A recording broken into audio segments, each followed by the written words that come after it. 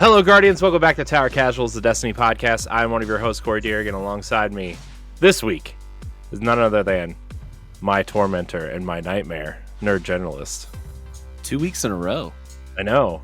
Reign of, I think we could officially call this a reign of terror. Yeah. I mean, yeah. You are the root of nightmares.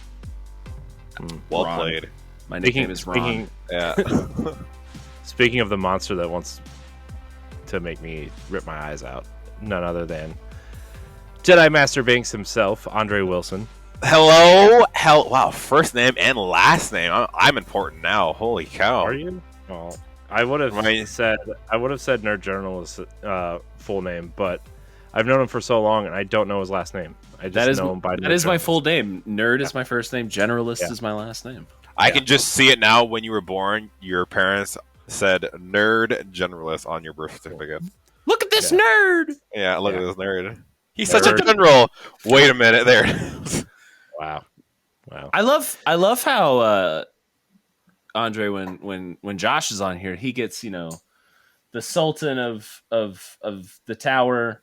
He gets like 5 or 6 nicknames. The motion of the ocean. We get like Tormentor, and the guy who wants to rip my head out. Hair. Yeah. Well, look, let's be honest. Josh is probably the reason why people listen to the show. I'm not gonna lie. I'm just here to look pretty and be dumb.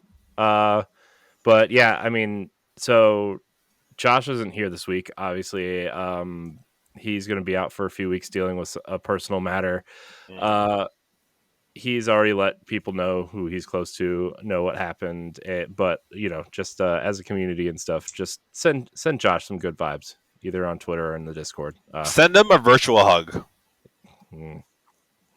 Josh doesn't like to be touched, guys. So, no. Okay. No hugs. That's for send him the emote of the people hugging. But, Josh, we're thinking of you, and we hope you're doing all right. It's been a week for Josh. We'll say that. It's been a week. Yeah. It has officially been a capital WEEK for him. For sure. Yeah. Speaking of weeks, we also the reason for the shorter intro, I guess, is because I kind of want to jump right into the day after we recorded last week.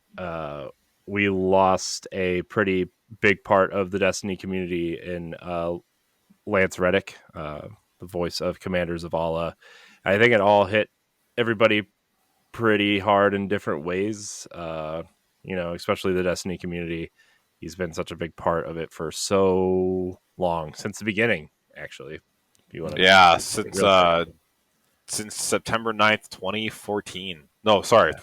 Well, probably years before that, to be honest, if they're doing voice work and Oh yeah, true. Yeah. Okay. Given Destiny 1's tumultuous dev cycle towards the end there, right? I mean, he probably had a lot of reworked lines and stuff, but yeah.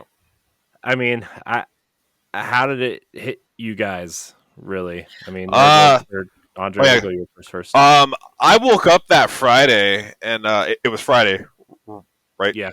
Yeah, okay. Sorry, that day just honestly seemed like it didn't even happen, but I woke up and I was I woke up, had coffee, and I was just hanging out, and I checked my phone, and like the first thing I see is this Instagram account that says like RIP Lance, and I was like what? I was like yeah, right. And then I go on Twitter and like he's trending, so then I clicked it, and it's like TMZ posted like they found him at his house and he was dead, and I was like, this can't be real. And then all of a sudden, all I kept seeing was like all the Destiny 2 streamers and just everyone started posting it, and that's when it hit me, and I was like, holy cow! I'm like this can't be a real thing. And like the entire day, I was mentally just like exhausted. And like it all just seemed like a blur. Like I was like, this day just can't be real. Yeah. You know what I mean? Like it was just like I was like I almost refused to believe it, but like obviously I accepted it. But it was just like the day of, I was like, this is not happening. This is like no big name has ever like really hit me. Like his was the first to kind of make me like stand still for a second and be like, holy shit, that Yeah. that happened. Yeah. Yeah. What about you, nerd? So funny story. A couple weeks ago, actually, it's probably going on a month ago now. My friend and I, and frequent attendee of this show, Colonel Panic, he had messaged me and was like, "Hey, there's a bunch of cool people who are going to be showing up to the Pittsburgh Comic Con, or Steel City Con as it's called here, and one of the attendees was going to be Lance Reddick, and so we would be seeing him, if not for the tragic his passing here, we'd be seeing him in about a little over a week." And I was actually really, really excited about that. I've obviously being a huge Destiny fan, but I was also a big fan of Lost and Fringe, which, Lance played a pretty big role in those shows. Big fan of The Wire. So I was really stoked. He was kind of like one of the big reasons why I decided to go. Because I'm not really a lot of the other, people who were going to be there, I wasn't really that excited to see, and not a big like con fan, but I was definitely looking forward to going to see Lance and hopefully get him to sign something and maybe just shake his hand and say Commander, and that was going to be that. So when I saw that he had passed, yeah, it was a bummer. It hit me a lot harder than I was expecting. I jumped into Destiny towards the end of Destiny 1, and so I've probably heard Lance's voice in some way, shape, or form every couple days for over 6 years now. So to have that person pass and is not going to be with us anymore, hurts from a gamer level, because he's a beloved person in the game that I play pretty much every day, but also he was a great human being, and yeah, sad loss for the world. Yeah. And I think that's what hits the most is for people that like played D1 all the way till now. Like they almost grew up with him. So I can't even like imagine how that must feel for some people. Yeah. One of the things that I really like the most about him and hearing stories is just how engaged he was with the game itself. Not just in the fact that like, hey, like he was a featured character and like obviously very beloved, but like he also loved the game and loved the community, and was playing the game the night before his passing, is what people were saying. So yeah, I mean that's the thing that resonates with me, is like he was definitely a passion project for him. He really enjoyed it, and it was something that was really big deal for him. So yeah. Yeah, it was weird because like I mean I like the movies and the shows that he's in, right? But like I'm a big Destiny fan. I mean, obviously big Destiny fan, but also like pretty big Horizon Zero Dawn fan as well. Which he's Yep. one of the main characters in that series as well. And he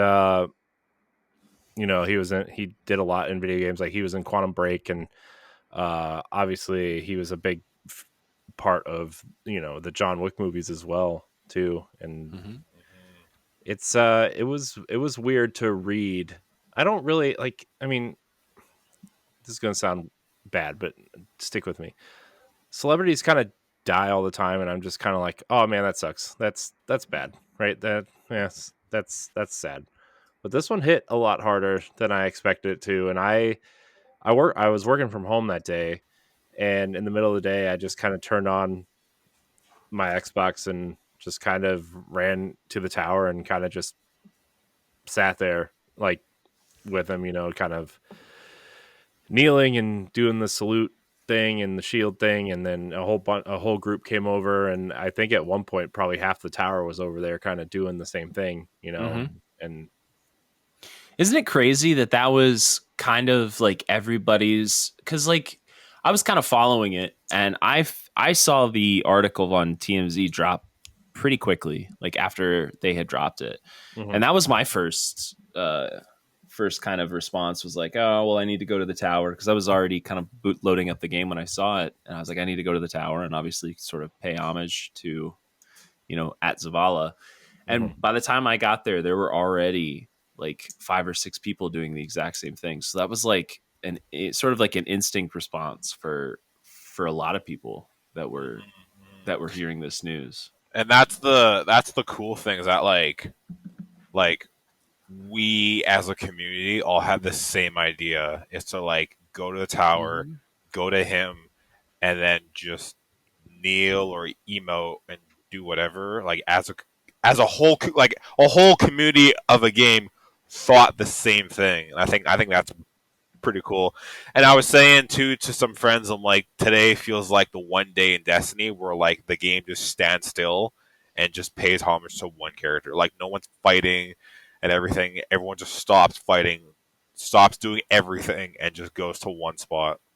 Yeah, Yep. yeah, and it's man, it's really tough to think because like I mean I I think this puts a lot of things into perspective too, right? I mean, this is a game that we all love, but sometimes we don't realize that there's like real people working on this stuff sometimes. Mhm. And Mm-hmm. I think we all try to keep that in mind at some level, but at the end of the day, like sometimes on this podcast, we're like, well, why aren't there more Crucible maps? Why aren't there more cutscenes? Why aren't there more of this?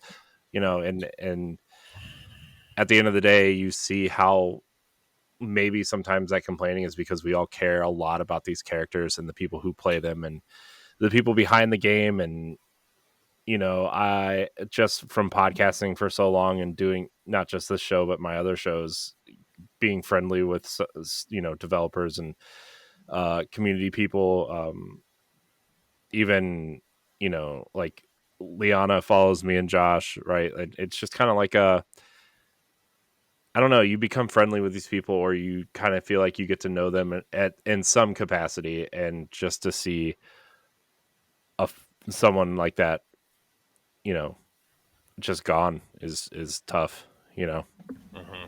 And then like even when if they do it, uh, when they do send Zavala off in game, it'll just hit like the same way all over again, right? Yeah. I we'll get to that at some point. I don't know if this is the show to do that. No, no, but No, I know what you mean though, Andre. I'm just saying, like, I don't know. We'll get to that at some point because that is something that, as a fan of this game, not to be too jump to the what's next sort of thing, but like that is something that I have thought about and we'll address it at some point. But I think for now we just kind of have to let it be. And I know they have come out and said that he's completed a lot of voice lines and stuff for mhm. the future of the game already, and Mm-hmm. it's yeah. Did you guys play these? I won't go into it if you guys haven't played it. But did you guys play the seasonal story mission this Mhm. week? Yeah. I did, I did, I Yeah. did, I did. Do we? Is it okay if we discuss Yeah. and discuss spoilers? I figured we'd just go into that right now. Spoilers for this week's story mission, because it also has kind of major consequences for the game moving forward. I think it's in some capacity. Yeah, I mean, and we can kind of talk about it without discussing the sort of the person in The question here. elephant in the room, The essentially. Yeah, I mean, this week's story mission, we obviously we lose a character. I won't say who, unless Corey says it. I'll let Corey be the one to spoil it. Yeah, Okay, Corey's so gonna pull the trigger. here's the thing. Let's just get it out of the way. Okay, spoilers from here on out. Okay, spoilers from here on out. Spoilers. Rip the Spoiler Band-Aid alert. off. All right, so Amanda dies. Okay, we all saw it coming. We all knew it was going to happen, whether you were kind of following the story really closely or maybe read a leak, but we all kind of knew it was happening. What I was not expecting was Zavala's grief scene. Mm-hmm. So for those who haven't played through it and who have just had it spoiled for them, let me kind of explain it, although I won't do it any justice. Amanda has just died in a very like abrupt manner, and you get automatically taken back to the tower, and you kind of walk up, and the first thing you're greeted with is just Zavala on his knees in front of Amanda's, body, or I guess, she's draped like a vanguard thing draped over her, and he's just repeating. What was he repeating? Yeah. It was what Something bravery, sacrifice. bravery, sacrifice, Hold on. I'll look it up real quick. Just keep But he going. was just repeating these three words over and over and over again. You can tell he's just grieving. And that paired with what happened to Lance this last week just freaking hit hard for me. Like I didn't cry, but it definitely was like, oh man, like lost air from my lungs for a second. It was super rough. Just to see that scene partnered with what had already happened. Yeah. It's I mean, especially because like Amanda, every time they show Zavala, like even at the beginning of Destiny 2, right, where they were kind of like laying the groundwork for what Destiny 2 was and kind of catching people up on, you know, what the tower was and everything with He's saying, you know, and Zavala was like with Amanda, you know, as a little kid.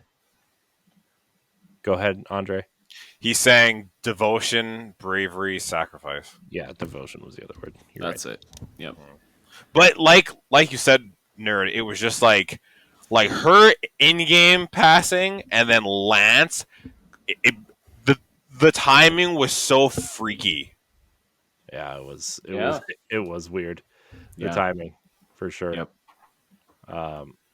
But I mean, this is something big, I think, for the game moving forward, right? I mean, so I guess the big question is, do we think Amanda's going to come back as a Guardian just like Crow did so soon?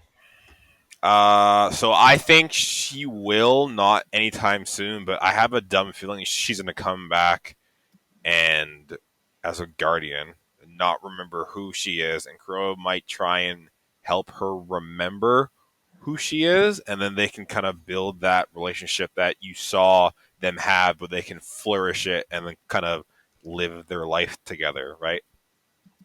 Live their life together. Live happily. Like immortal lovers who hated each other at one Essentially, right? And then, like, who knows, maybe she might find out who Crow actually is and be like, you know, I forgive you type deal, or etc. I'm not too sure, but I have a dumb feeling that she's going to come back as a Guardian. I just don't know when. It's definitely the prevailing theory. Yes, that she's going to come back. I hope she doesn't. I kind of like Crow's immediate response was just to like, all right, we need to let's do this. I'm about to go rumble with the folks who did this. Let's get it done. It would be nice to have a reason for Crow to kind of get back into the action, because he's just been sitting on the sidelines for quite a while, at least from like the main focus of the narrative perspective. So it'd be nice to have him have a reason to get motivated and like get back into the front lines of everything. I mean, he's been doing stuff, but it's been mostly off camera. So like, I would like to see him like front of camera again. Yeah, like it'd be cool to join a mission and Crow is golden gunning like some crawl or something, and he's just kind of full hunter, and like you see him in action, because we haven't seen him go all out, I don't think, ever. Yeah. I mean, this would be kind of like his kind of push into being kind of like the leader. Because, I mean, to be honest, we have to start killing off some of these characters, right? I think that's kind of what we've been talking about. Like, I love these characters, right? Like Saladin and Zavala and all these characters. But, like, you're already setting up all these other characters to kind of take over once these characters are gone. And I think this is, you got to start lifting up these newer-ish characters. I mean, Crow's not exactly a new character, but newish, I would say, right? I mean, essentially, and give them give these other characters the send-off that they deserve, right? Like a heroic send-off, whether it's either killing them off or sending off, you know, Saint and Osiris to live a happy life together, or drinking tea. Yeah, drinking tea with Devrim. Yeah. And what's his partner's name? Mark. Yeah. Well, one of the things I saw on Reddit after Lightfall came out, and then there's the memorial to Cade up there next to the tree. Somebody pointed out pretty quickly that, like, hey, there's a lot of room next to this tree. There's a lot of room for a lot more memorials. And yeah, I was talking to my friend Mitch the other day, who we've all you guys have played with Mitch. We've done Yep. raids and stuff Yeah. together. I was like, hey, over by this tree next to Cade, there's 2 similarly spaced plants here. Do you think these plants will be removed someday and have Zavala and Ikora sitting here at some point? Placeholders, basically. Yeah. Yeah. And he's like, yeah, probably. It's probably time. I was like, yeah. So I don't know. I mean, who else would they lift up besides Crow? Who's next in line, I guess, of the new The Guardian, new if the you new guys could make Vanguard, if you guys could make a quote new Vanguard, who would it be, or who do you think it is? I mean, I definitely think Mithrax is still like has a lot of potential in a lot of open ground to write some story for. And I mean, played a part in a couple seasons ago and played a big part in this season. Who else? Yeah, I mean, I don't think. I mean, I think, Saint maybe Saint could take a step up since maybe well, Zavala he might was be parting the he way. was already part of the Vanguard, so maybe it would make sense for Saint to do it. I guess again. Maybe. I mean, I still think. Let's see. So obviously, Shahan. Let's get Shahan in there. we already got a Good. Hunter called Crow. Okay, get him out of Hunter here. Vanguard. Out No, of here. Crow. Listen. Just hear me out. No, Shahan is All a no-go. of the new lights are all well accustomed to Shahan. They know him really well. He's not wrong. Buds. He's got the I will say the groundwork's already there. I will say though, however, Shahan could be the new Vanguard Ops vendor. I don't know if he would be a Vanguard, but he would be the Vanguard Ops vendor. Josh is gonna spit. I know. I feel Josh just, why are you destroying the show in the first 20 minutes? That's the title of the episode, Corey. Shahan for Vanguard vendor. Yeah. Yeah. I'm just gonna wait for that message from Josh saying you are never allowed to be on the show again. Nerd is banned. Yeah. Back on. Andre, he's fired. He's out of here. Yeah, Banhammer. Yeah. It's fine. We all have our things. Ours is just ruining the show. I mean, I actually think, man, the thing is like, do we need to have a Hunter, a Titan, and a Warlock? That kind of seems like it should probably stay the same, right? Because I was thinking either Honor or Elsie. I think honestly we're past that point. Like I think the story has kind of gotten so big and the cast of characters has gotten so big that really it doesn't do the cast that they have justice to only really have like 3 leaders per se. And I think what we're seeing right now is like it is going to kind of start being like a multiple front kind of thing. Right. Where there's going to be stuff going on and people are going to have to do different things. So I don't know if we even need like specific Vanguards anymore. I don't know. What if it's like a Mass Effect style council of all the different races at this point? So you would have like Keitel and Mara and some Guardians and Mithrax. Like, I can see that. Okay. Yeah. Yeah. I mean, that's kind of what I mean. Yeah. I mean, like, I think we've sort of grown the story past just like the struggle on Earth. Now we've got like this much wider sort of solar, this whole like galaxy universe, whatever style army that we've put together. And I think we've just got to elevate those characters now, maybe over the other ones. I don't know what's going to happen with Ikora. Like, I don't know. We haven't really seen anything with her this entire year, have we? Since Witch Queen? No, not yet. No, just Witch Queen, and I think that's it. I really think that's it. Yeah. Although they just recast her, so I don't know. Maybe. I mean, I think Ikora needs to go too. To be honest, I like Ikora a lot, but I think you got to wipe the slate clean and just give us some new people to beg for missions or complain about engrams too. Buy grenades from. Yeah. Ooh, you know who else could be it? Hawthorne. Huh? If you bring in the scrub team of Shahan and Hawthorne, and who's the third character everybody Hey, hates? Hawthorne got some new voice lines this season, I think. Yeah, she did. But also, maybe it's the glow up. Maybe season of the Hawthorne is coming. Season of the Glow. who's the third person everybody hates in this game? I mean, everybody hates Gambit, but I think everybody generally likes the Drifter. Shahan, Yeah, Shahan, Hawthorne. Eris? Sam from the partition missions. Pretty universally hated now. Okay. We want to throw that your scrub Vanguard team. We've got the light Vanguard, we've got the darkness Vanguard, and we've got the scrub Vanguard. Yeah. The There we go. scatters. Perfect. Nailed it. Yeah, there it is. Nailed it. There you go, Bungie. You can have that for free. Yeah, take that one and put in your pocket. Yeah. Season of the Scrubs. Where's that at? Scrubs.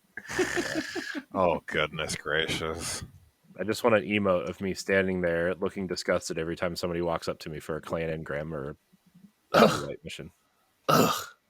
Ugh, not you again. Just decode your engrams into disappointment. Yep. I mean, that's all they do anyway, so. What do you mean? I got another bath towel. Gross. Another blue sparrow, or sorry, another purple ship. Oh my gosh, thank you. Year one shader. Yeah, another purple ghost shell. Wow, thanks. Yeah. Yeah. Speaking of purple ghost shells, why don't we jump into the TWAB? We The Twab. I think we got a lot out there. Season of the Thresher. Oh, I'm so glad that thing's gone. So, one final note before we move on to the TWAB. We don't really promote our store a lot on here, and not that we're going to start doing that, but just to say that any kind of sales that we see come through, whatever we sell in the next month or so, we're going to donate to Lance Reddick's charity. So,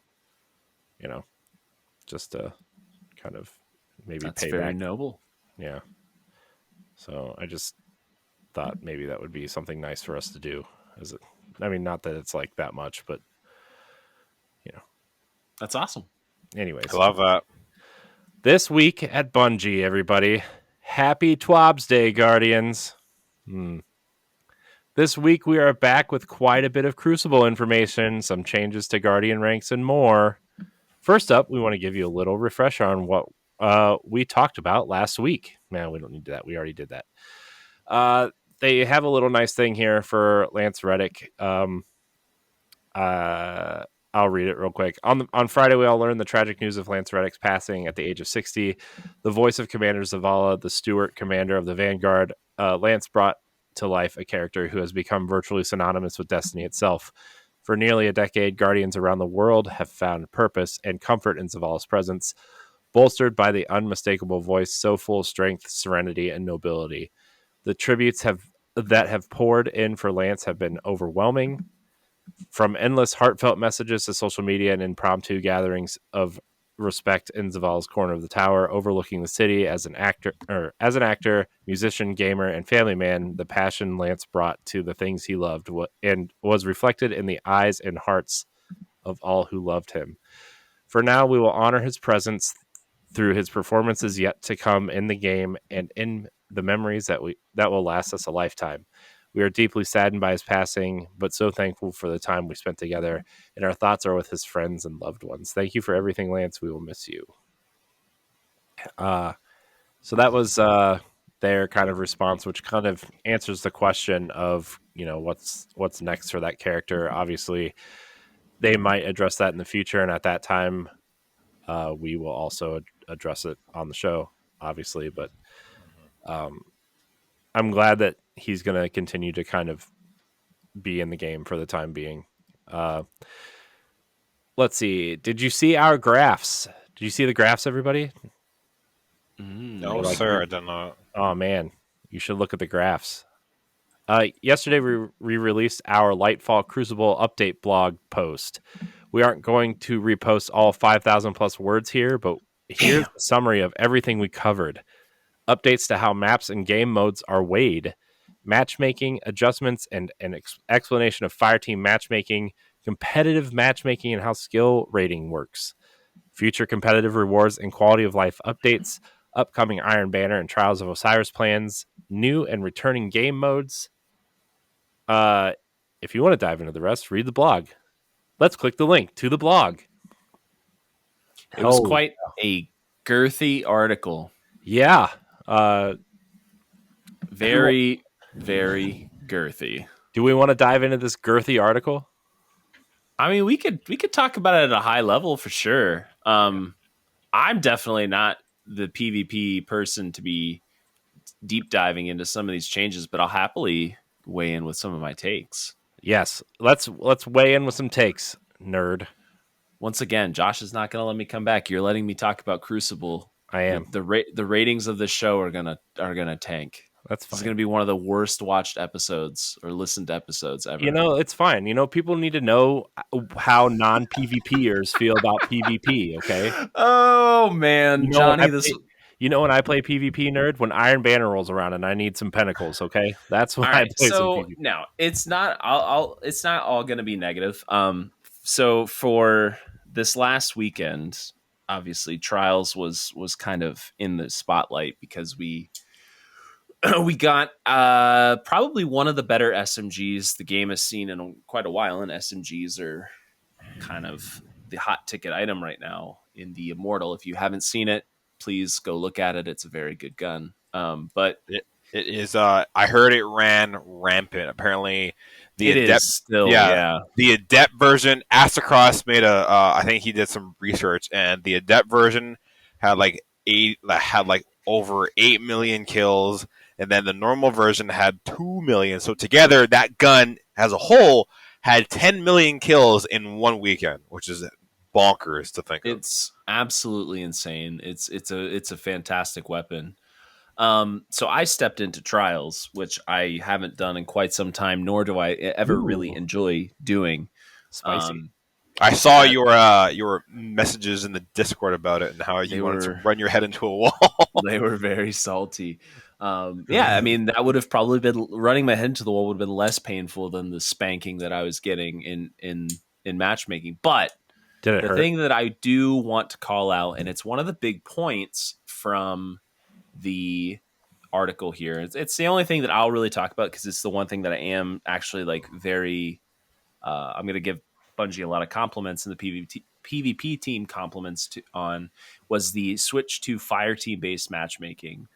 My biggest issue with Trials over the years is I'm sure a lot of PvE players and like less than average players have had is every time you step into a Trials match, it was always, especially when the freelance pool wasn't available or freelance node wasn't available, it was always you're running into 2-3 stack teams. And, you know, not only are you at a disadvantage just, you know, at a skill level, but once you run into a coordinated team as a solo player, you just don't have any chance of winning. And this last weekend, I think I for one did not run into a single 3-stack team as a solo player. And I think maybe I only ran into a couple 2-stacks. And when I did, there was always a 2-stack on my team. Now, did that mean that I had a higher chance of winning?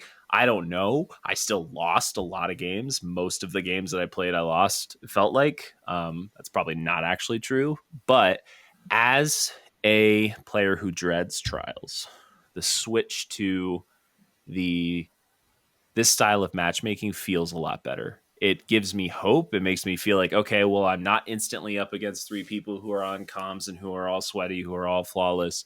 Potentially, I have a chance of winning. So kudos to Bungie on this. There's some really good graphs as to how this breaks out into 6-man teams and 3-man teams. If you're a one on, you know, if you have a 3-man team with one and you're queuing in solo and everyone else is solo, you only have like a 0.6% chance to actually run into a 3-stack is what this graph says. Oh, wow. Okay. Yeah. It's super, super low.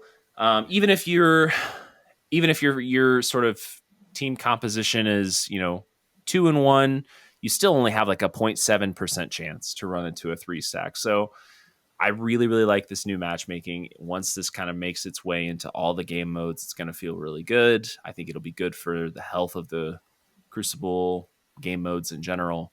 And kudos to Bungie. I don't give them enough kudos with PvP stuff, and so I'm doing it now. Yeah, I've heard that it's a lot easier to go flawless solo nowadays, just because if you queue in solo, you're pretty much solo the entire time fighting other solos. I won't speak to that. I have just heard that. I don't go flawless. I just can't. I think that like there's Get good, nerd.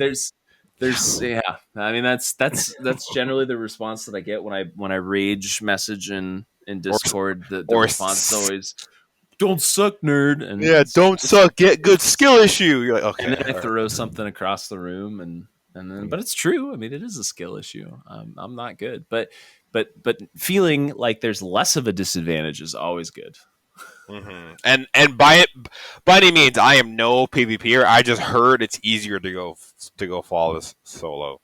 But again, I'm in the same boat. I dread, like, I want the Trials armor, like the Anubis helmet for the Warlocks and the guns, but I just get so tilted playing Trials. It's not even funny. Well, so I mean, we can talk about how it's going to be easier next whenever this kind of rolls out.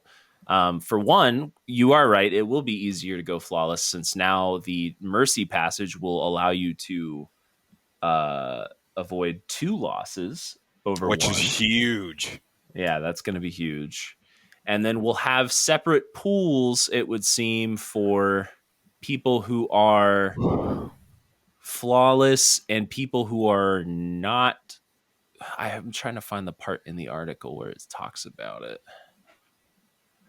Yeah, there's like a separate pool for people who are like farming. Like if you have a bunch of losses, you kind of end up in a pool that will help to boost you up, but you'll also potentially just be able to just get points and like just keep grinding rep at without necessarily worrying about going up against people who are potentially not flawless or like on their way to getting flawless.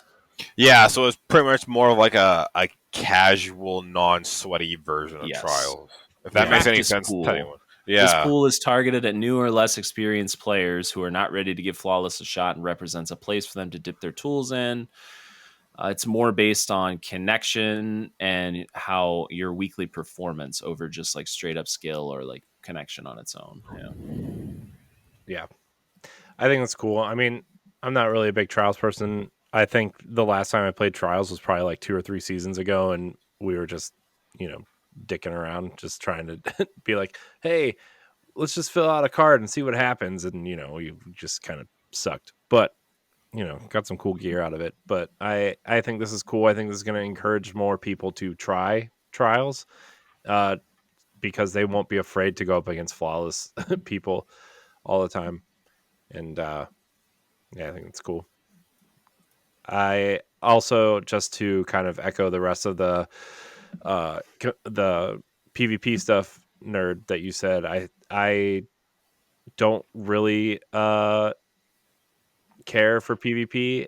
I also don't compliment them a lot on PvP because, to be honest, not a lot has happened in the last couple years. It's true. But I think they are kind of turning the ship around and trying to do something for the people who do like PvP. And I mean, this is a good start, especially for people who want to try those other modes that aren't exactly great. So. I appreciate the amount of information that's here. I mean, this like I made the joke that it's a girthy article, but it is probably one of the longer deep dives into like an entire half of the game that we've seen in quite some time. Mm-hmm. And so like the amount of information that they're talking about here and that they're giving us, I mean, it's pretty substantial. And like this obviously took a lot of time to pull all this information together. So they do deserve a lot of credit for sort of laying all this out for us. And so that, hopefully get a little bit more motivation for people to get in there and try some of the higher end sort of Crucible modes. Yeah, like this whole PvP breakdown graphing is so detailed that if you ever had really any questions or concerns, this kind of answers, I say, like 80% of most questions, because it's so detailed. You have graphs on like everything, and again, if you have any questions, like I really recommend you check out the article because it's deep dive and technical. So Yeah.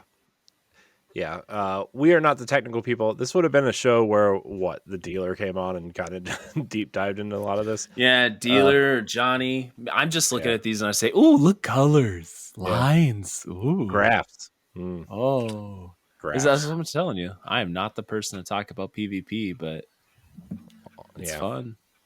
You know, it's there. So yeah, go read it.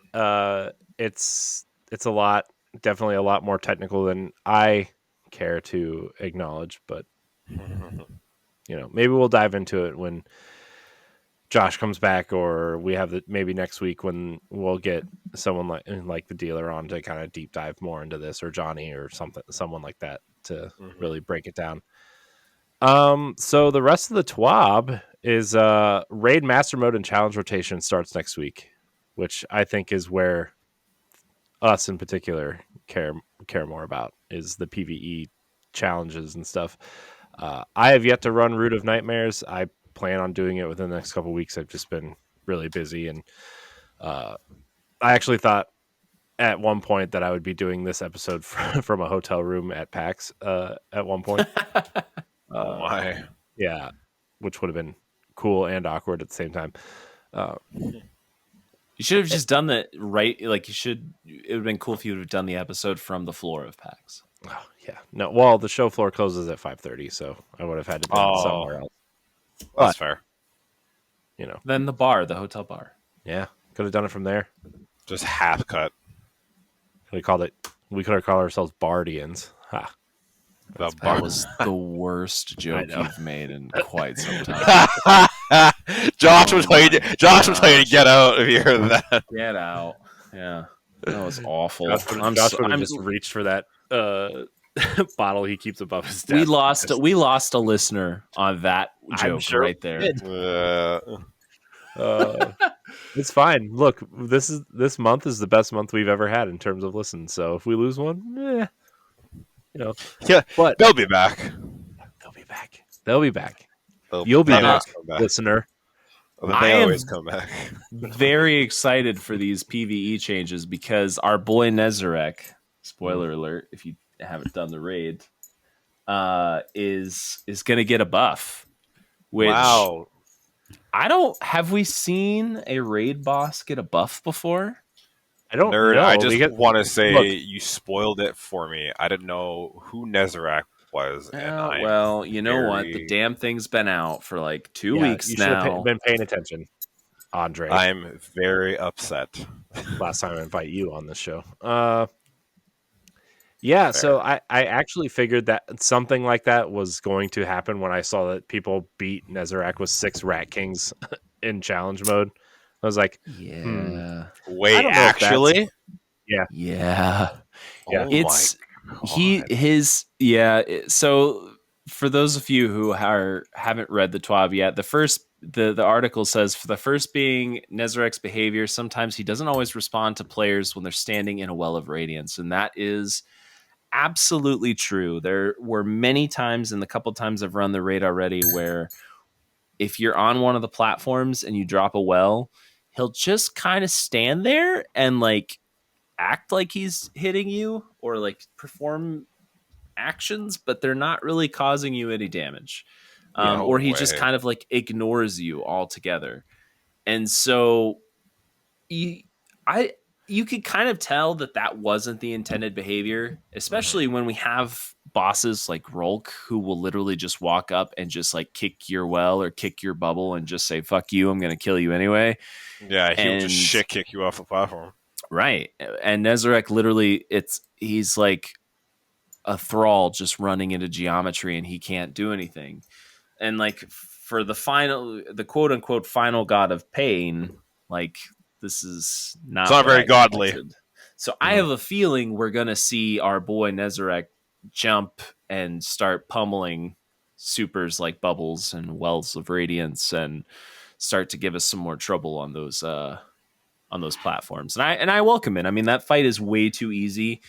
So if they can increase the difficulty of it, I don't think people will call Root of Nightmares a dungeon level quality raid anymore.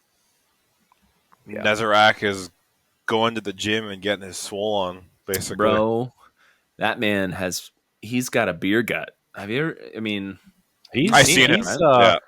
He's got a dad bod. Definitely. We'll say. He looks like he's been kicking back a few the last few thousand years or however long he's been stuck in this nightmare. He's just been taking it easy. Yeah, he looks like, I mean, you know how Ralk was kind of like stoic and kind of like looked regal. This looks like the, I don't know, the brother who didn't make it and lives like in a trailer park somewhere. This is the black sheep of the family. Yeah, he's definitely,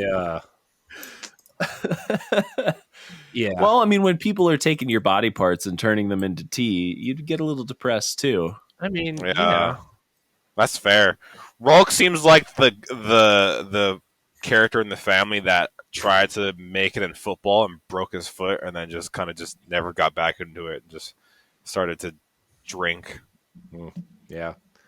He's like the depressed middle school football coach that like hates his job. Yeah.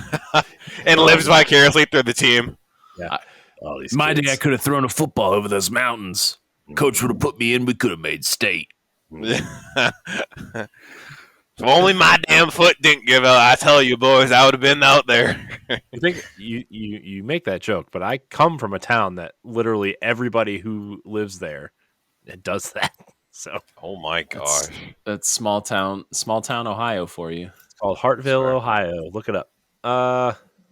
Shaped like a heart? No. Oh, big fail. Ohio is the heartland, though. It's true. There it is. Home of the biggest hardware store in Ohio, called the Hartville Hardware. Say that 10 times faster, hurry. No. We're gonna get those adept weapons from Master Root of Nightmares too. Yeah, which is pretty exciting. Yeah. So, what are the adept weapons, nerd? Well, the difference, I believe, this time. So it says here, as noted in the previous article, enhancing Master Root of Nightmares adept weapons will be possible, allowing the traits that rolled on the weapon to be upgraded. So I think this is where we're getting the taste of the enhancement, the new enhancement system, which is expected, I think, to roll out to a lot more weapons later, where you get a static roll of something. Like say you get Demo and Vorpal on something, and you can enhance just those two perks rather than like being a crafted weapon where you can, pick and choose your perks. You're actually able to take the versions of those perks that you have and enhance them. So you can upgrade to enhance Demo, enhance Vorpal, which was this, this is the first set of weapons we're getting with this. So we'll see what happens and see how it works. But so, you don't have to necessarily have the reliance on crafted weapons anymore. Mm-hmm. Cool. I have been working on crafting some weapons, and maybe this will be a nice change of pace, we'll say. Man, I keep going back to the PvP one. So let's see. Raid Master difficulty offers a higher challenge and greater rewards, including armor. Okay, we did all that. All right, now I don't know where to go from here because I lost my train of thought. All right. Guardian ranks. Let's talk about how Guardian ranks sucks so bad. I hate Guardian ranks. I'm sorry. I'm going to be that guy.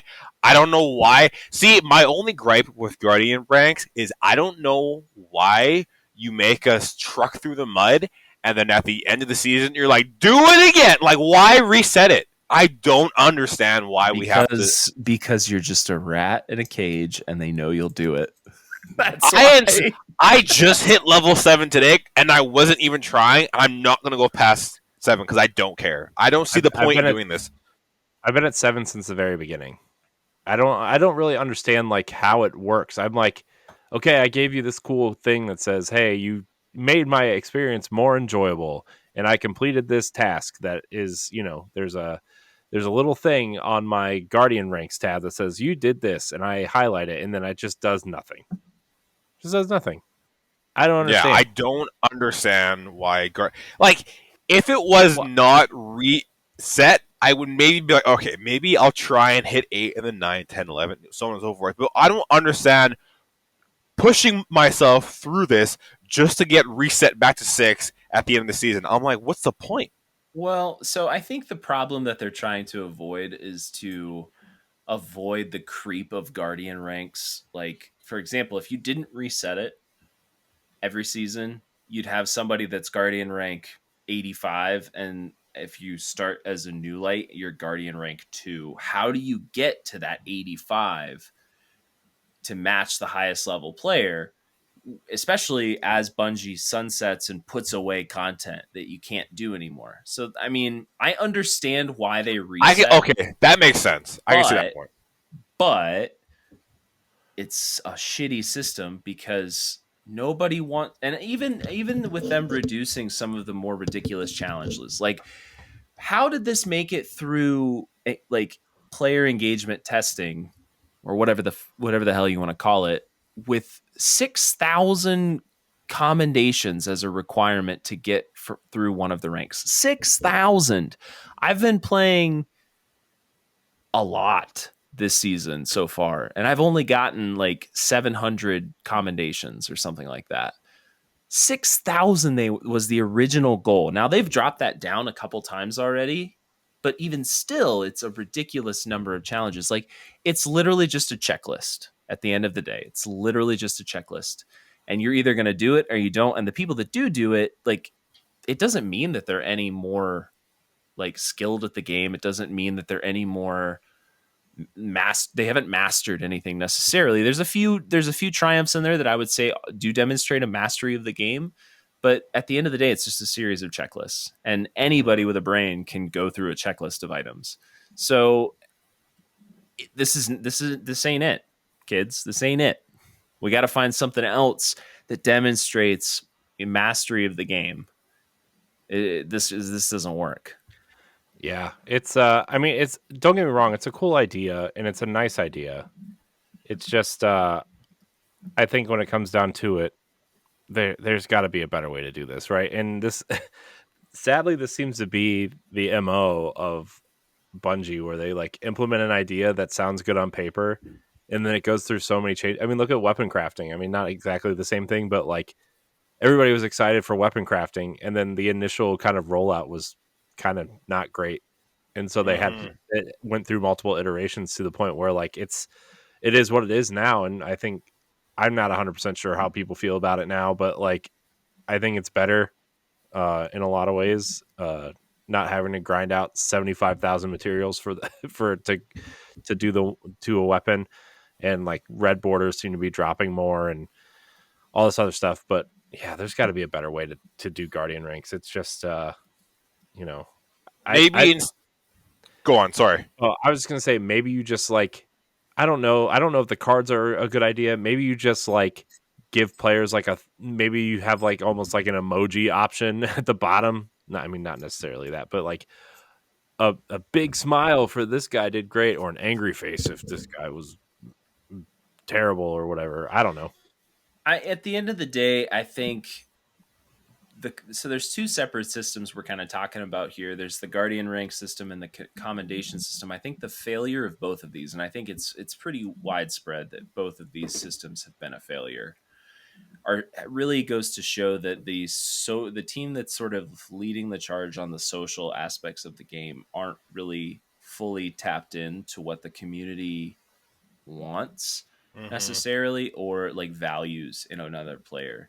Like, because basically from the first 10 minutes these new systems were out, everybody had realized that these were pointless.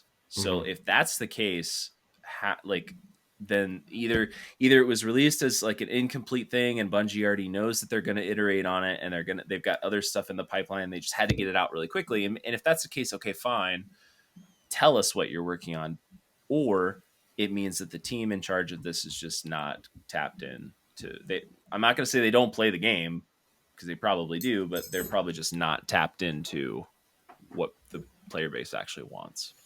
Yeah, and maybe instead of like having like a checklist of like 25 activities you have to do, maybe make it like an XP bar for like each level. Like, and like maybe if you're like a new light, you can rank up super quick until you hit like level, I don't know, like 50 or something, and then it gets progressively slower. Just I don't know. Just I think the whole checklist idea is just it's not it. It's just it's I mean, not it. we already have something that, like, the main thing for me that when I look at somebody and I see what title they're using or what seal they have selected, Mhm. that will tell me whether or not that person has a significant mastery of the game. For example, if somebody has like a flawless or a glorious title, I know these people probably have played their fair share of PvP and they're probably good, and I know they're probably going to kick my ass.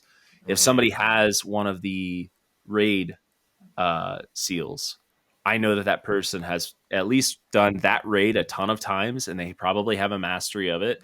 And if I'm going to run that raid, I'm going to pick that person in my group because I know they know what it is. They know what to do. Yeah. We already have this. I don't understand why we had to implement a second system to sort of do this, but I don't make the big bucks. Yeah, I don't know. I really don't know what to say. Maybe if as you like have more seals, maybe you maybe you have more options to rank people with. I don't know. I don't know what the deal is. It's just bad. I think it needs to change. Cool idea, but it needs to change because it's implemented pretty bad. All right. Well, that's kind of it for the TWAB. There's some cool art. People showing off their art of the week. A lot of it is revolving around Zavala, obviously. Their art is better than all the art. It's true. Also, someone, I forget who posted it, but there's a kind of somebody's passing around like a free 3D printed Zavala memorial statue that you can 3D print if you have a 3D printer. So look for that. Check it out if you want one. If you have a 3D printer or access to one, I think that would be pretty cool. Also, Numbskull, if your next statue is not Zavala, I'm going to be upset. I want one. So, not to like promote, hey, sell things to make money off of somebody's passing, but I like those statues, and Zavala deserves one, especially now, I think so. Yep. Why don't we jump into questions, everybody? Tower Casuals questions. If you want to ask us a question, join the Discord and find the podcast question thread that Nerd sets up for us every week, because he's a great community manager. Hey, thank you. The best, some would say. And by some, I mean me. There's a few people who probably wouldn't say that, but that's okay. We don't care. Well, you know what? They don't have to be part of the group. Boom. Roasted. In this Give me case, a question. In this case, it's not okay to be wrong. No. Anyways, our first question comes from Jiggly Panda 2. He asks, if Bungie was to honor Lance, how would you like to see it done? Example, I've seen it on Twitter, is let us have the glaive scene in Zavala's cutscene. I don't know why you guys don't have his armor set yet. Yeah, I was kind of thinking like maybe his chest piece was an exotic piece of armor that you went on this maybe on a quest with, I don't know, either with Zavala or for Zavala, and you found like, I don't know, maybe you found his old armor or something. Yeah, like his old armor. Like maybe you take a quest out to where, like, remember that cutscene he had with his wife and the child they adopted, like out in that area where him and Saladin were like training or whatever, and maybe you find it there or something. I think that would be a cool kind of thing to do.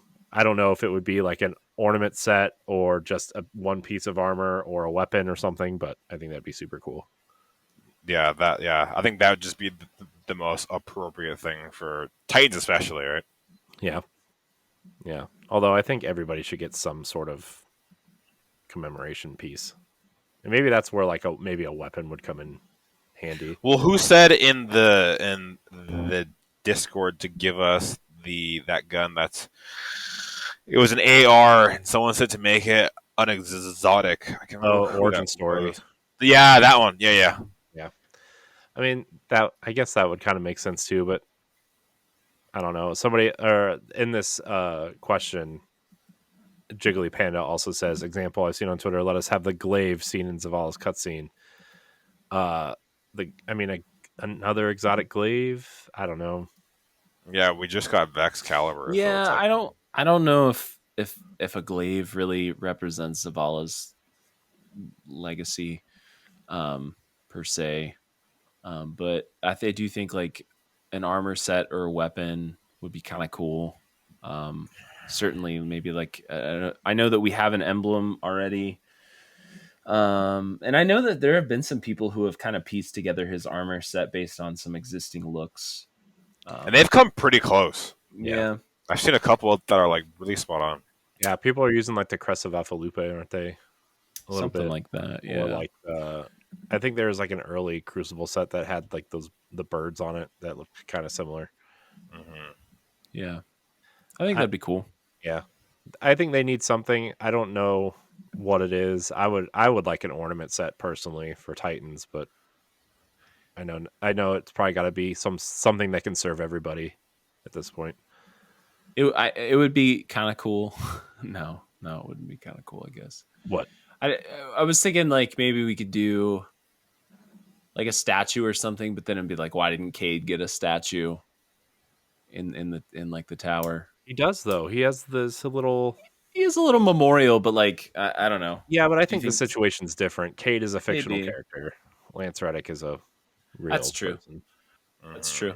What they could do is come out with like call it like the Vanguard ornament set, and it's like armor for the hunters, which is identical to Cade. You guys get Zavala's, and then we would get Ikora's, right? I mean, like, so that way it's like Zavala's is in there, Cade's is in there, and Ikora's is there, right? So it's just you can have all three sets. Yeah, I think you could do that, and then just have this like a Zavala statue.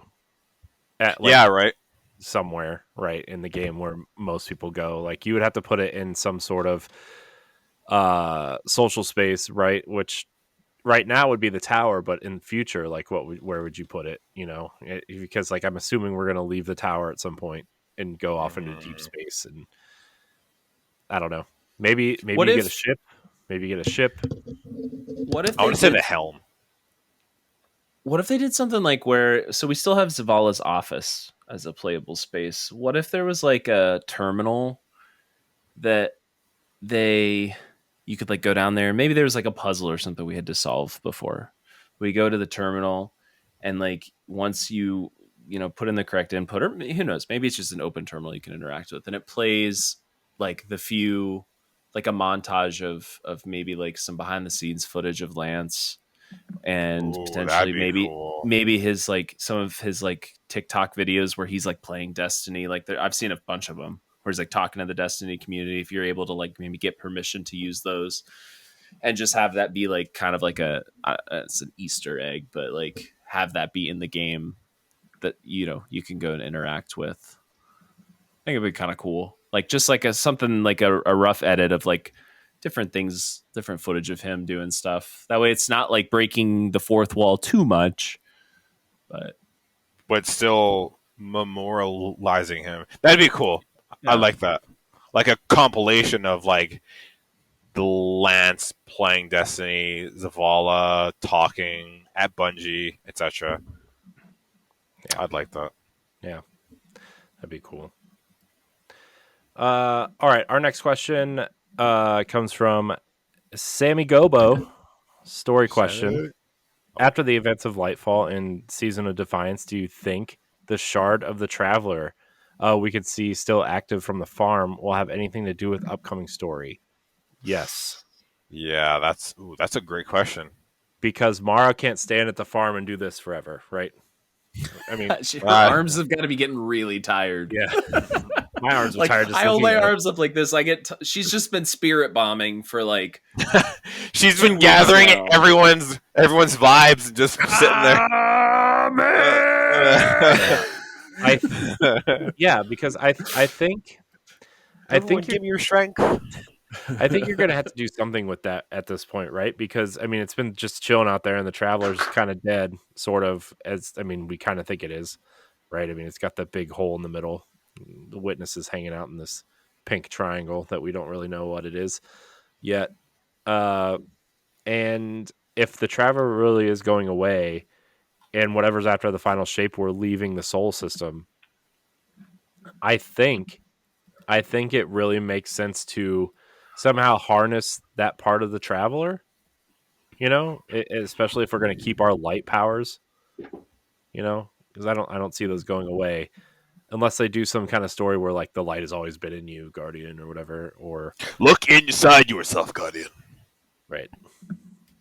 So I don't know. I don't know enough about the lore of the Shard of the Traveler, like what happened post Red War, so I don't want to speak to it because I don't want to get slapped by Josh if I'm wrong. So Yeah, I'm gonna just defer to the answer you guys gave. great. Safe. Play it safe. Mine was perfect. Definitely, I definitely played it safe. Mm-hmm.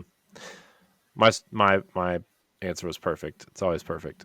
You're perfect. I am. Corey. Thank you. Aw, thank you. Our next question comes from Tiger Jesus 64. With all the ways to stun champions, do you think we'll get less exotics with intrinsic anti-champion capabilities? No, I think we'll get more. I think that's a really easy way for them to spice up old exotics. They've shown us that in the last 6 months. Mm-hmm. So I think we'll get older exotics revamped, and I think newer exotics will have intrinsic anti-champion abilities as well. Yeah, I think it would be dumb for them to implement it and then just kind of slow it down, because it just seemed like they'd be going backwards. So yeah, I have to agree with them kind of just pumping out more and more. Yeah, I mean, they've already done so much to like kind of, I don't know, regulate the champion thing. I don't know if it's an issue or a problem or a everybody loves champions sort of thing. I don't know. Sometimes I look at the internet and everybody hates champions, and then once they do something, everybody's like, "Oh, not the champions." It's heavily dependent upon the current meta for champion stunning, which this season there's 110 different ways to stun champions. They've been made pretty trivial, to be honest, with a lot of the abilities that we have. So I think what Bungie's kind of done is they've backed themselves into a corner where they base so much of their end game around champions that they can't just strip it out. So rather than just stripping it out, they're like, all right, well, we're just going to give people a bunch of tools to deal with the champions so they quit complaining. Mm-hmm. And they've done that. And I think it's worked so far. I haven't felt like champions are particularly cumbersome over the last couple seasons, largely due in part to the addition of just a lot of other ways to stun it. Now we have more than ever. Yeah, and I mean, like, at the end of the day, if you're having troubles, just use Strand and just suspend them, and then you're... Yep, exactly. Right? Like that. Like, that's, like, the overall best way. Like, if you don't really have any ability, which you should, or a gun, which, again, you should, if you just suspend them, then to GG go next type deal. Yep. Yeah. I concur. No. The dealer has 2 questions. He asks, "Why does the dealer get 2 questions?" I don't know. He says one. Damn it, dealer. Number 1 and number 2. Look, he filled in. He's good people. He filled in for me when we needed him, and I know. I'm just giving dealer shit. That's all. I have a question for him, actually. Oh, this is spicy. At you stirring the pot. Wolf. Audible. Go. Dealer, if you're listening, when are you gonna lend a time to do trials and help everyone in the Discord that wants to go flawless? So to be fair, he has to some extent. I just think some of us are a much heavier backpack than others. Yes. I'm a very heavy backpack. We would need 2 dealers to get me through trials. You need an F-250 to carry my ass through trials. That's all I'm going to say. I mean, him and Rex are pretty good together. They got me flawless on Christmas Day. So I will.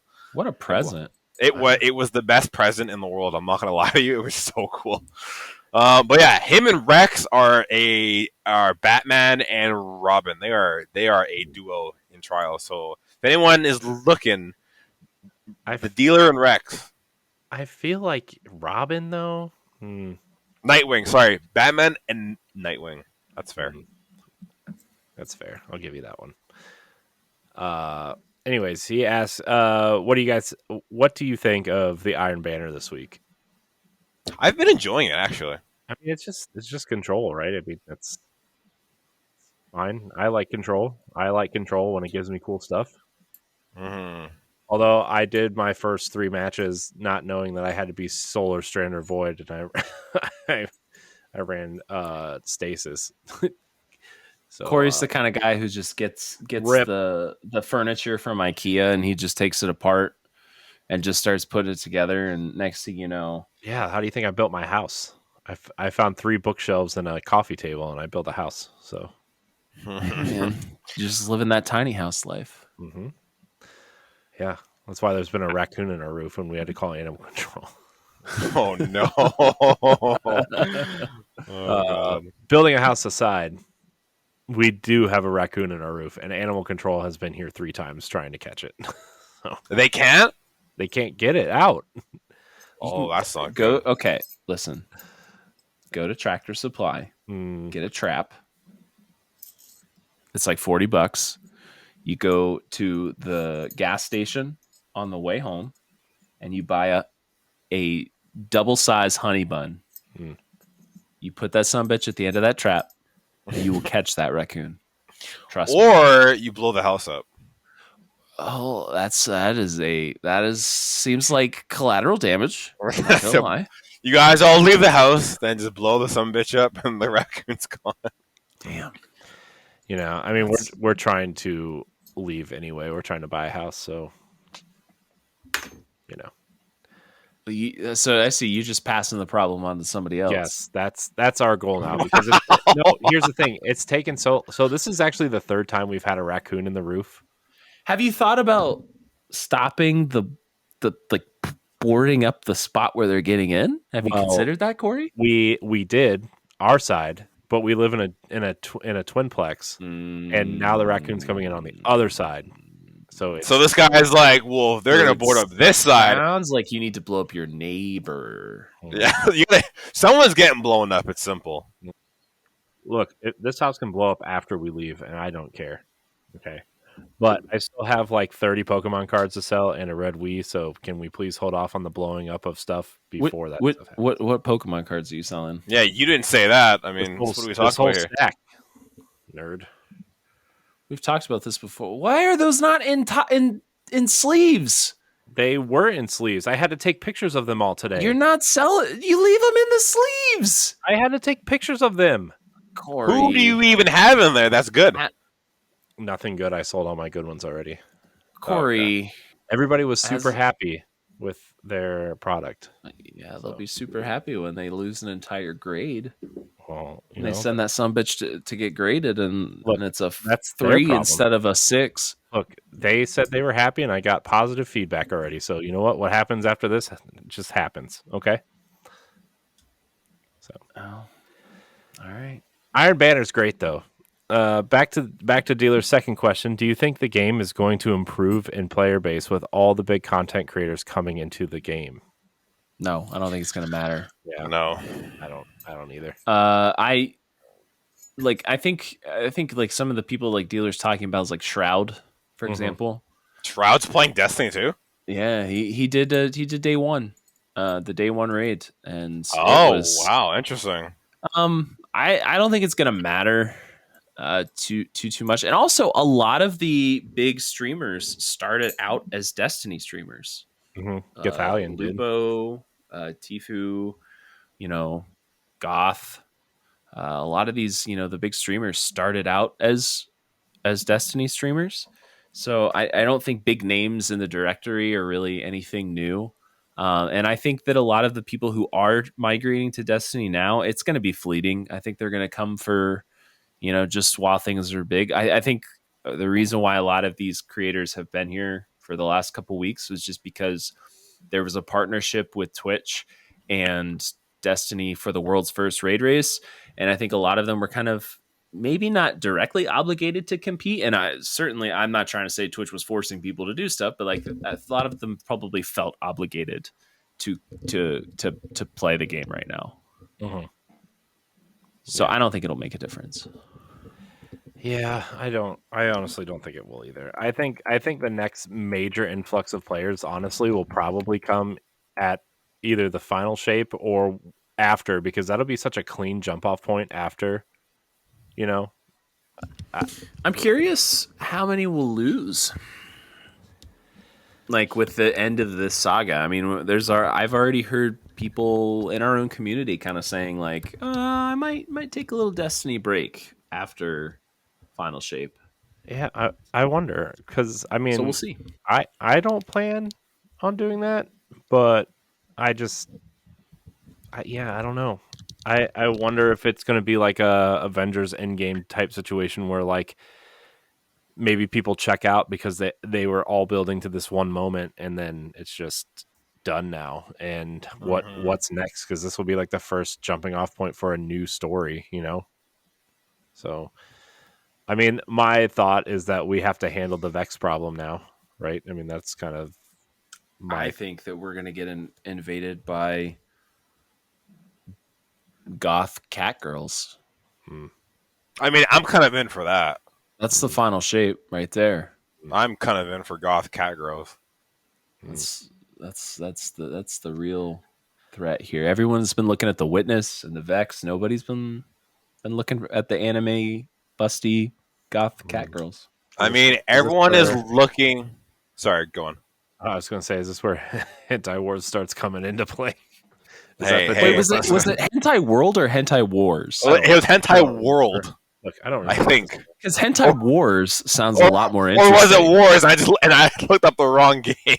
For those of you who are wondering what the hell we're talking about, we had a long discussion about this game. It was much longer than I think we needed to have. We should have just recorded it that way. Like everybody could have had the backstory. But there's a game. How much was it? How much was it? $1.99 on Switch. $1.99 on Switch, of all places.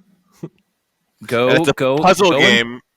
Go and play the game, assuming you are of age, of the correct age according to the rating of the game to play it, and give us the review. Yeah, please add us on tell us Twitter if there's an uncensored version and a censored version. Apparently, there's like DLC for an uncensored, but I saw that there's like a complete uncensored version of the game.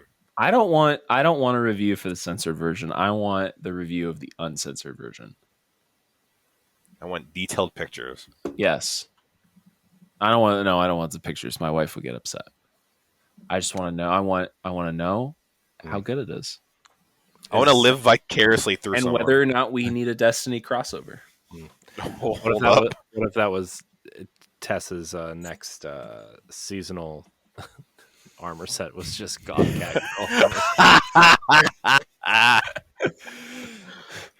Silver prices are not good right now, Guardian. We've got to sex sells. Oh man. Fenchurch always said sex sells. Oh no.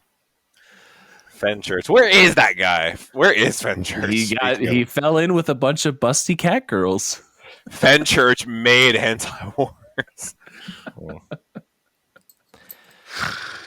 That's got to be the title of the episode, right? What?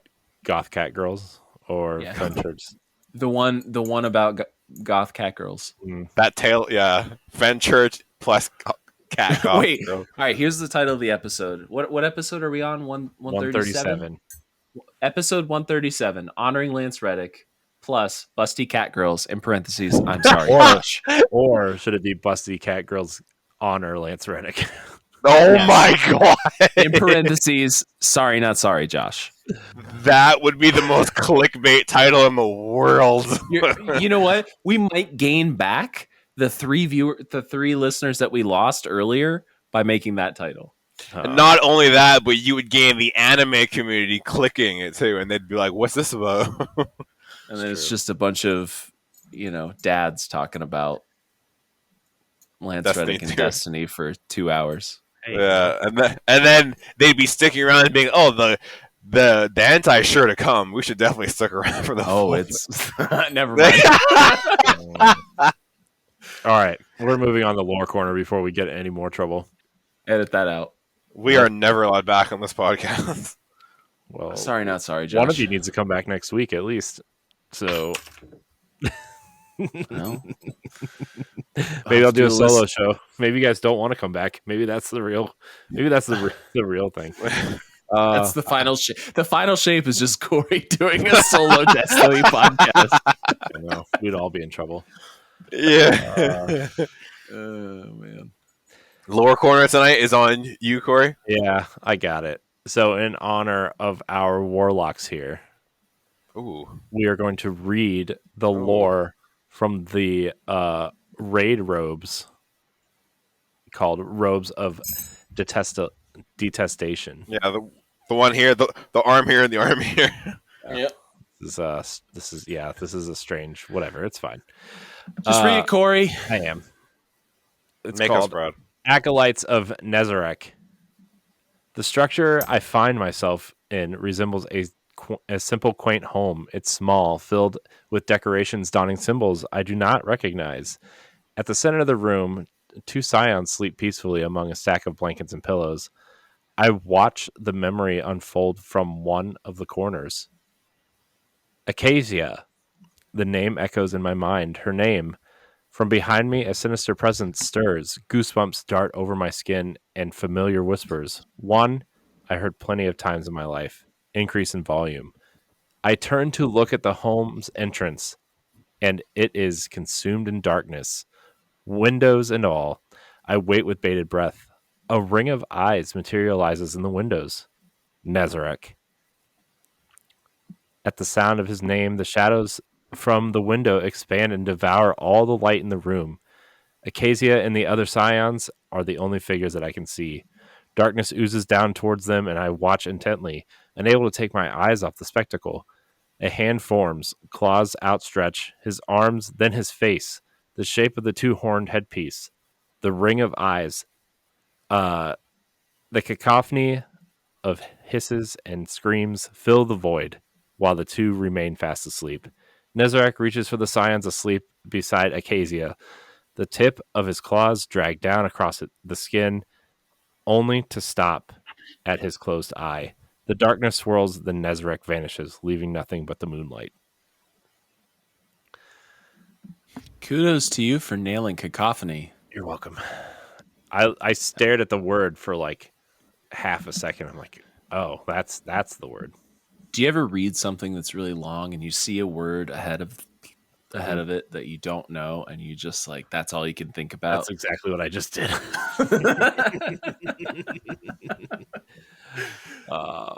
Man, Nezarec is a scary dude. I don't know if you guys watched the video that Bife did about the light bearer who literally cut out his own eyes because he was trapped in a nightmare with Nezarec.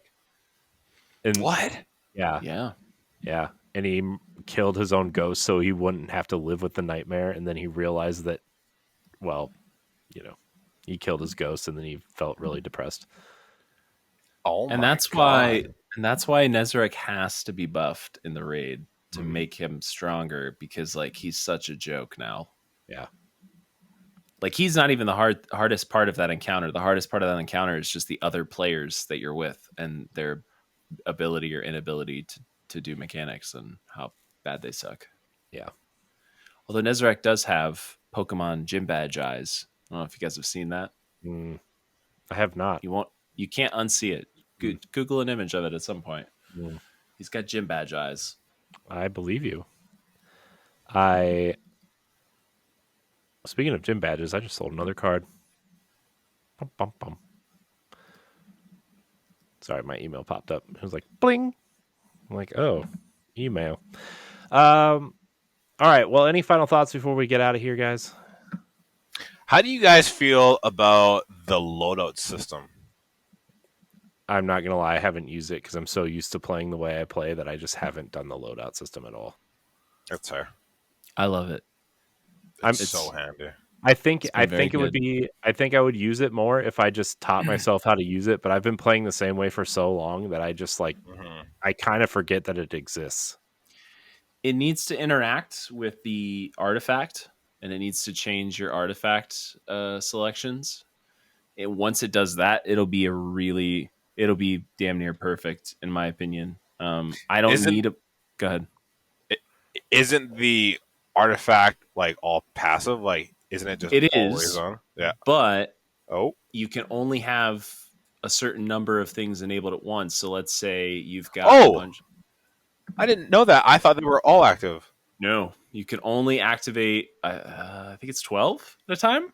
What? I didn't know Yeah. that. Oh, Yeah. So if you want to toggle back and forth, you've got to, and you can't just like manually click or individually click out of certain mods. You have to reset your artifact every single time and choose tier by tier which ones you want. So let's say, for example, you're using strand stuff in the artifact and you want to switch to solar or void.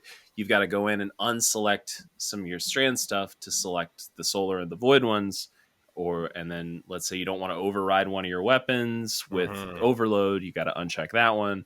So if the loadout system could interact with the artifact, it would be a lot better. Yeah. Like if they, and this is a stretch, if they like made every artifact node available, and you could just select 12 to turn on, and then like unselect one, and then select a different one, that would be cool. That'd be clutch, yeah. I didn't know that you could only have 12. That's a bummer. Yep. Mhm. Huh. Well, I learn Yep. something every day. You do. Speaking of learning things, I have some things to learn. So we're gonna get out of here. That was a terrible closing statement. I don't know where it came from, but it's fine. You'll get over it. Nerd Andre, thanks for joining me tonight. It was a pleasure as always speaking with both of I you. had fun. Yeah. I had fun. It was a Thank good you. time. I want to thank everybody for watching and or listening to this episode of Tower Casuals. If you like the show, leave us a 5-star rating and review on whatever podcast service you listen to us on. If you watch on YouTube, subscribe to the channel. Join the Discord. You can play with us, share stories. I don't know, share weapons, loadouts, all that stuff. Nerd's Share really good pictures at of your lunch. under sandwich Yeah. casuals. Hey, there it is. Hey. I have something that I wanted to just kind of No. reverberate. No? Okay, I'm sorry. No, go ahead. I'm just kidding. I'll sit here. So as we talked about, I'm sure you guys all know, Mr. Lance Reddick has passed away, and it was so abrupt, and it made me just kind of think like, just if you have someone in your life that you love, just say hi to them, tell them you love them, give them a hug, because we all know that Lance's passing was so random that it kind of just made me think like I should probably just start communicating more with some people in my life. So just give someone a hug. That's all. Just, hey, how are you? How's things? Yeah. I just Yeah. wanted to just say that before we left. But just if you've been thinking about shooting that text or going to your friends or parents' house, go. Just go. Say hi. And yeah, that's all I want to say. That is super true, man. Yeah, I think I texted both my parents after that happened. So, Well, life's too short. So yeah. that's all I want to say. I mean, I see my parents a lot, but still, sometimes I think that text is nice to see once in a while. Of course, of course.